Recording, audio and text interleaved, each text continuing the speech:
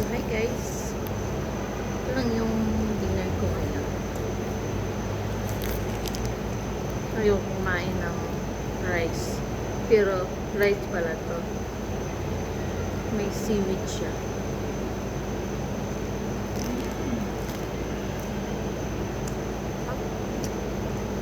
Ano nyo ba?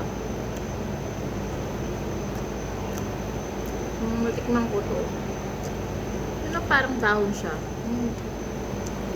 Mahihilig yung mga galing yung mga taga-Korea. Nung natikman ko to, sobrang nagustuhan. Pwede siyang iulam talaga sa rice.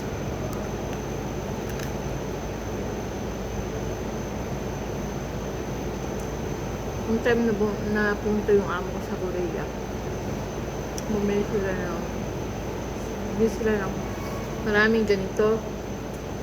Makukuha ako yan. Inuulam ko. Masarap kasi siya. Ayan, sarap. So, bili ko to sa supermarket. $2. Maliit lang siya.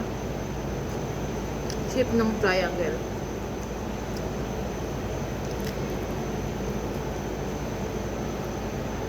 So, hindi na ako mag-dinner.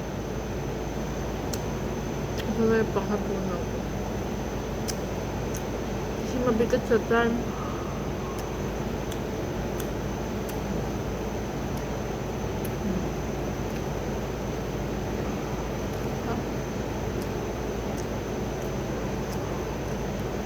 Yung sa loob niya, may crab stick, tsaka ano to? Yung rice nila kakaiba, masarap.